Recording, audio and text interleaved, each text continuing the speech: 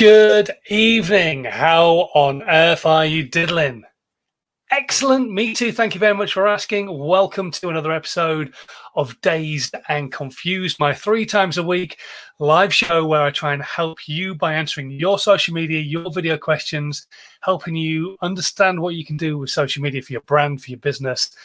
And especially right now, I think this is probably hugely important to a lot of brands and businesses in the UK. The first time around with lockdown, it was important. It kind of dawned on people how important and how powerful digital media actually was. The second time around is the time to really hit it hard. And that's why my question today to you, rather than you chucking a question to me, which you can still do, is do you consume or do you produce more content for your brand or for your business? So I've been asking this question all day long. We're going to talk about that in just a moment. First things first, who am I to tell you anything? For those of you who don't know who I am, I'm Simon Scholes. I'm the founder and creative director of Perception Studios. We're an award-winning visual marketing agency, and we're based in the UK, but we help brands and businesses globally create content that helps them stand out on social media. Now, that could be them sending us their products, and we create videos and photography content for them, or it could be animation or graphics, or we could go out into their studios and they could come to us and we could film for them. There's all sorts of different things that we do, but we try and create content that really helps them stand out. Now, a few years ago, it became very obvious that not every brand, not every business was necessarily in a position to spend a lot of money on having their marketing content created for them. So I wanted to still try and help these people. But how could I help those brands and businesses? I sat down, I came up with a process. I call it How to 9 Times Your Social Media. It was effectively a bunch of stuff I've been talking about for years, a bunch of stuff other people have been talking about for years, bastardized it all together and called it How to 9 Times Your Social Media. I turned it into a book. It went to #1. You can still download it for like 99p right now. And that will take you through from everything that is marketing planning all the way through to podcasting and all the other content creation that goes on in between as well. And all I want to try and do with these lives and that kind of stuff is just try and help you get as much content created as humanly possible for your brand, for your business, so that you're in a position where people are actually talking about you rather than you kind of disappearing into the throng. Because with social media, we all understand it's all about consistency. It's all about the value you've got to give. And that's why I asked the question today on all my other social media channels. Do you consume more or do you produce more content for your brand or for your business? Because if you are sitting down and consuming more content than you are producing for your business, you need to flip that on its head. It's great to consume content, especially if you're getting lots of value from it and you're learning lots from it. But if you're not putting out a lot of content for your brand or for your business, then you're in a difficult situation where you really, really want to be actually helping people, talking to people, but you're not putting anything out there to actually make it happen.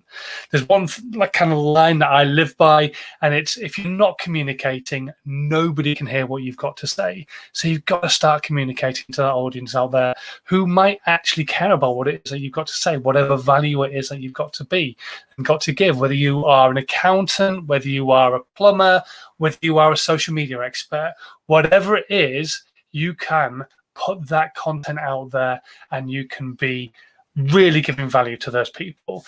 Let's have a quick look at who's joined us this evening. Hello to Miles Keegan, who's not been around for a while. Hello, Miles. I hope you're keeping well. Also, hello to my favourite troll who's joined us this evening, Way. Hello to Lex, who's just joined us. I'd add another C word, absolutely. And also Smelly Welly, who's giving us loads of information at the moment, telling me butterflies taste with their feet. I didn't know that. And also pig's orgasm lasts for 30 minutes. I kind of knew that as well. And I think a panda's is longer. But anyway, we're getting carried away. Let's talk about consuming or producing, consuming or creating. Which one do you do the most? Most of the people who I was chatting to on Twitter today, on Facebook, where I did a poll, LinkedIn, also on YouTube, on my community page, all those people were saying that they consume way more than they actually produce. Some people were saying, I want to produce more, but I don't really get around to doing it. But most people were saying that truly actually consume far more content. Curate, that is a great word there. Curate from Neil. Curate other people's content. I like that. Where you get other people's content and make sure you're sharing it. That comes into the rule of a third, which I live by. We'll talk about that in a second. But first things first, producing more content. I just want to get you producing more content for your brand or for your business. So you need to find the area that actually creating content is good for you. Now, coming from somebody who produces video the way I do, and coming from somebody who runs a visual marketing agency, who create content for lots of different brands around the world, you'd think I would say you must be doing video, you've got to do video. And yes, you do need to be doing video. But if you are not the most comfortable person in front of a camera, it's going to take time for that content to start flowing from you on a regular basis. But there are ways around that. If you are a far better writer, that's great. Sit down, write loads and loads of content, write your blogs, and then you can turn your blogs into video content. And you don't even need to be on the video. You can use great apps that are out there for you to use. If you want to know about some of them, get in touch with me. I'll let you know. But there are loads of great apps out there which will actually read your blog and artificially intelligently go, this is the video I want to create. And it will use royalty-free images and royalty-free music, and will put text over the top of the images so that you end up having image and video-based content that you can put out onto channels like YouTube and Snapchat and Twitter and LinkedIn and TikTok and wherever else you want to put your content. So you can still have video content that you don't have to actually necessarily worry about creating yourself, because you've sat down. If you're a great writer, found it. If you're a great photographer, you could take the photos that you take and turn those into video content.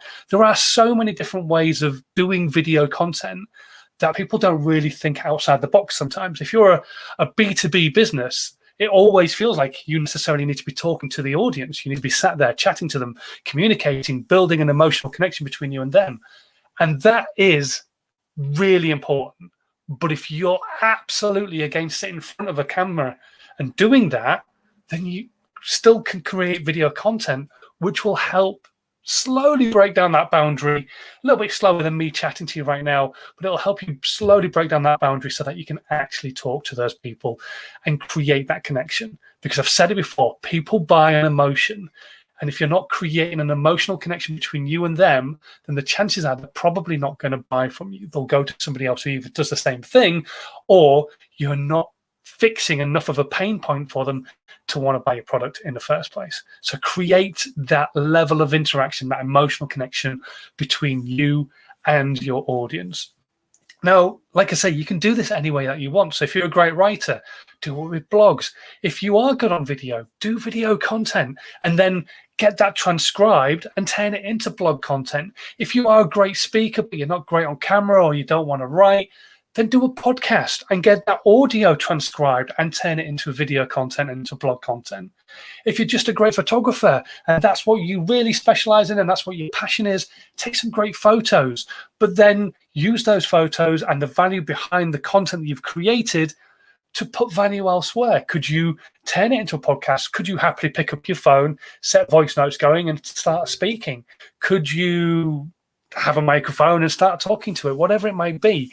But find the area that you're the strongest in creating content and then start thinking outside the box about creating other content for other platforms, because social media is all about friction. Digital marketing as a whole is all about friction. I'm sick to death of seeing all these people offering these amazing courses where they'll just teach you one thing and then they don't teach you anything, but then you'll grow an amazing audience on one channel.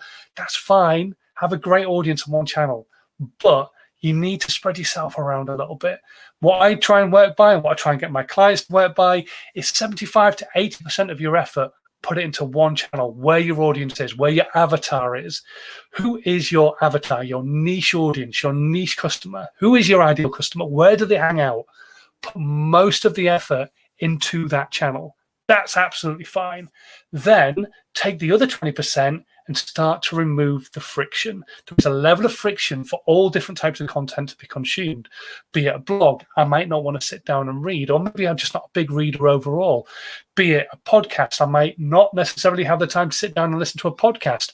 Although, to be honest, a podcast is probably the most frictionless piece of content you can create because it can be listened to anywhere, in the car, in the gym, mowing the lawn, all those kind of things. Also, you could create video content, you could create memes, all that kind of stuff.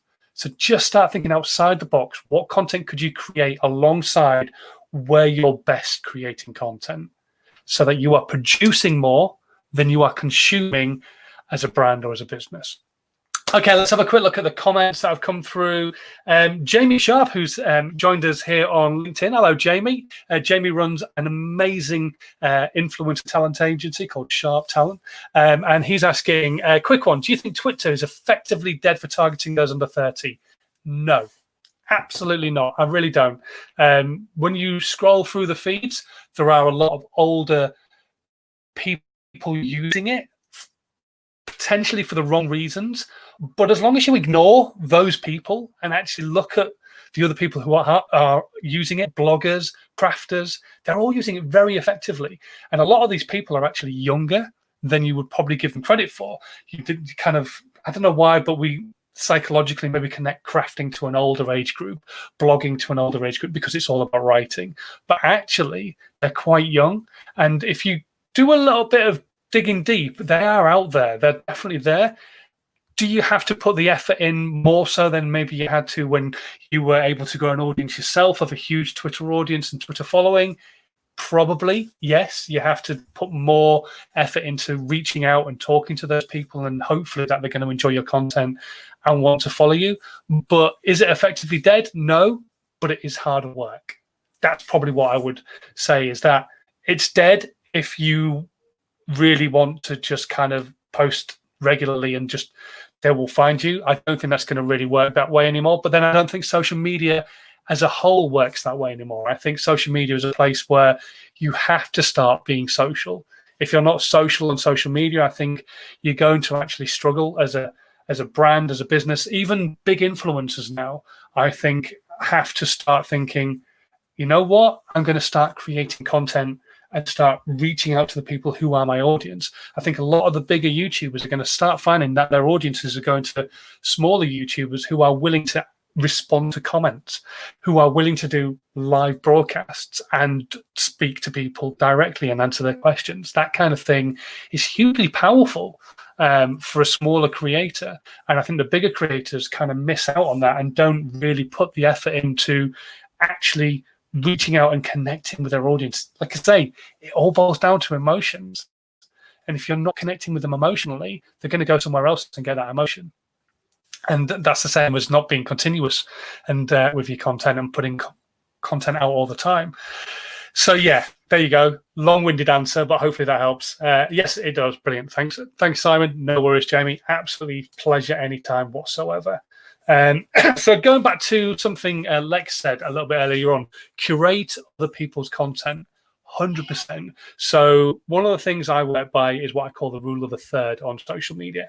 So the first rule is, number one, is share your content, give value, talk to people, put that value out, be great. Number two is curate other people's content. Share other people's content. Share the value that they've got to give. If you think your audience is going to get value from a piece of content that Lex, for example, puts out, then why would you not share it with your audience?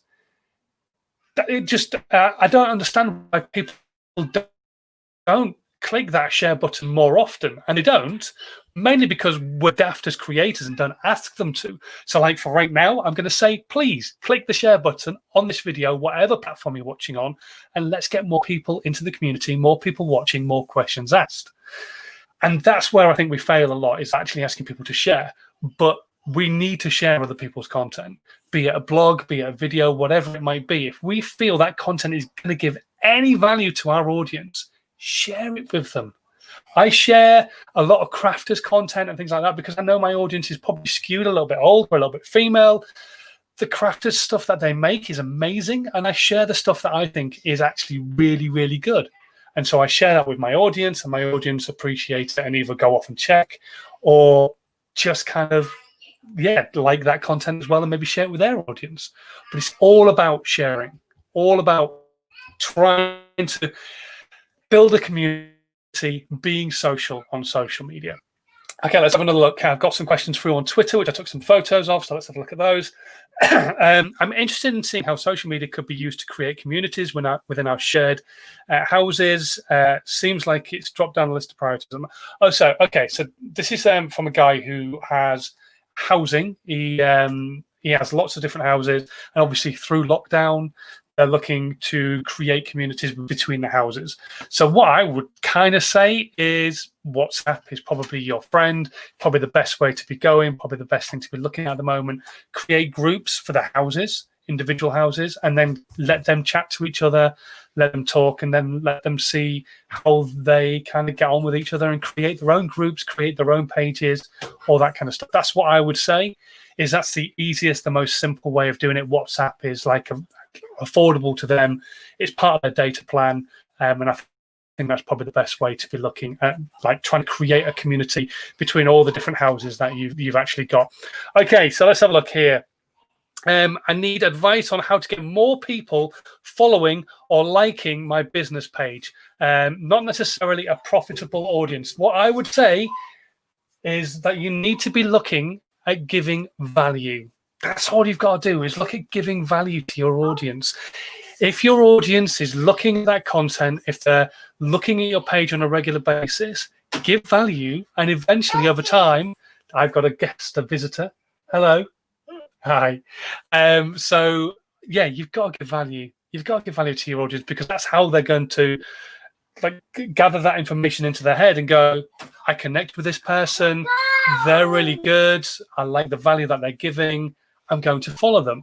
And then if you continue to give that value, then they go, I really like this person. They're giving value. I'm going to start sharing the content. Or even better still, they might become a customer, which would be amazing. That's what we all dream of. I'm hoping that everybody watching this right now is going to become a customer. But it doesn't bother me if you don't. As long as you're getting value and I'm helping you get onto that content creation journey, that's all that matters. Let's have a quick look. I think there was one more question I got through. Where was it? There it is. I wanted to know what your take on Instagram is at the moment. Is it being underutilized? No, I think a lot of people are utilizing it exceptionally well. What I think people are underutilizing is the tools that they are creating new, and they're not really using them. Reels is a big one. And I've got a bit of a bugbear with Reels, so bear with me on this one. A lot of people are using Reels, not as many as you would imagine, but a lot of people are using Reels, but they're not creating the content to work with their Instagram feed. So they're creating Reels, they're doing all this vertical content, brilliant. They're putting it out, and then they're saying, share it on my feed because I want another piece of content on their Instagram feed. What they're not thinking about is the framing for that piece of content is vertical. So a lot of the stuff that is in that vertical feed is not going to be seen when somebody is scrolling through their Instagram feed and there's words popping up that are out of view or just half seen. Please, if you're going to create Instagram Reel content for your brand, for your business, for your feed, and you can create for Reels and to go on the Instagram feed, you've got to start thinking about the positioning and the framing of your content, because otherwise you're again going to hit the yellow spot at the back of somebody's head. This is what my old boss used to call it. And we didn't agree on much, but this is probably one of the things we did agree on. It's a psychological spot in the brain that if something doesn't sit right with you, you leave it, you walk away, and you go elsewhere and consume content elsewhere. We used to do music, and if it was the wrong music for the wrong brand in the wrong store, it would hit that yellow spot, it would leave the store.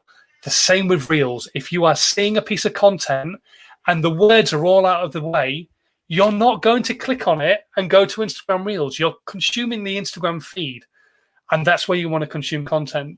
That's how I work, and so I try and create content to work with how I work and how normal humans work. So don't create content where you can't see the words.